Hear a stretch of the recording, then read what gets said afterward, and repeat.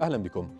تستمر الاشتباكات بين الجيش السوري ومسلحي المعارضة في عدد من أحياء حلب بحسب ما أكدت مفادة الميادين إلى المدينة، التي أضافت أن المعارك تتركز في أحياء حلب القديمة ولا سيما منطقة تل جديدة التي تخضع لعمليات تمشيط.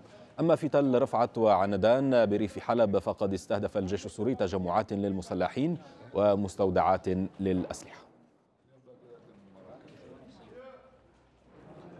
وصل الجيش السوري عملياته ضد مسلحي المعارضة في مدينة حلب وفق مراسلة الميادين التي أشارت إلى حصول اشتباكات في منطقة الجديدة في حلب القديمة.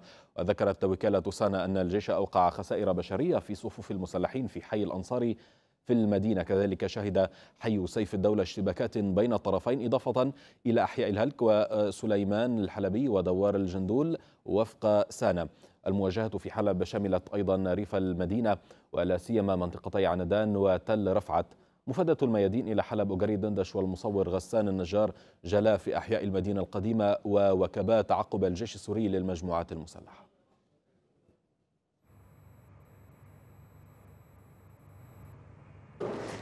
هذه الأحياء كانت حتى مساء الأمس يتواجد فيها أعداد من المسلحين، ولكن مع بدء العمليات العسكرية منذ صباح اليوم تم تنظيف هذه المناطق، وطبعا تعزيز القوات الحكومية قوات الجيش والأمن في هذه المناطق يعني تمهيدا لاستعادة جميع الأحياء في منطقة حلب القديمة.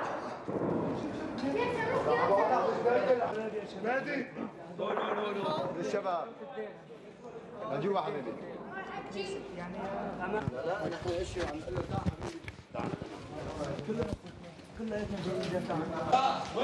كان عم بيفخخوا هاي السيارة؟ ايوه هي سيارته.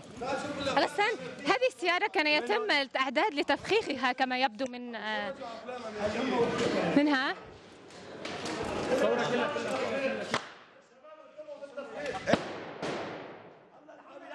الله يحاولوا بس. على شبابنا هيك بالساحه بالساحه احنا من حوالي نزلنا لا ما حرقناهم. تمامنا بس راح الناس لقينا الاكل تبعهم مطعم. اوكي، هي فرن كان؟ هاي جو سكة فرن هاي يعني مصغر يعني مثل ما كانوا مجرمين فيه مناقيش. اوكي دارس وخربوه. هاي ليك المترس مبين بالكياس. هذا كان متراسن. نعم حاطين متراس هون بخلصوا علينا عند اللي يعني هن بلدهم وقفوا خان يقتلوا وحرقوه. يا استاذ قدامي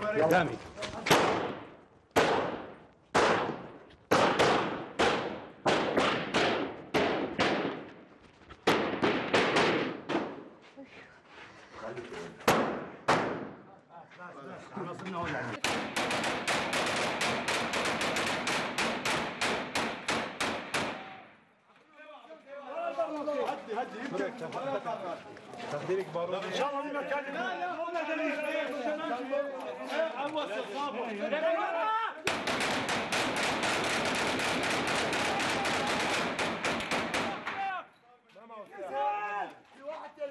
في واحد ثاني لسه.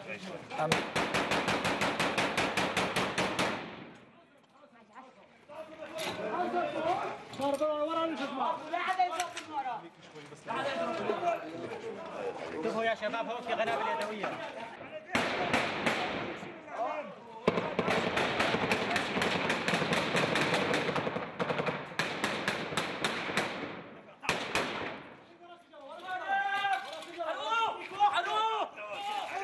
في هذه اللحظات يدخل الجيش والقوى الأمنية إلى ساحة الحطب التي كان يتمركز فيها المسلحون بعد أن تمكنوا من إزالة الأعلام والشعارات التي كان يرفعها المسلحون في هذه الساحة.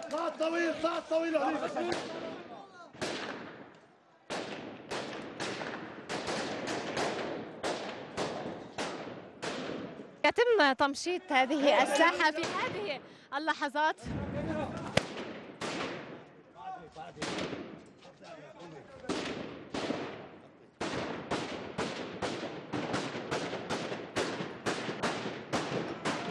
هذه هي ساحة الحطب أو ساحة الجديدة بعد أن تمكن الجيش والقوى الأمنية من الدخول من ساحة الحطب في حلب القديمة. أجري دندش، قناة الميادين.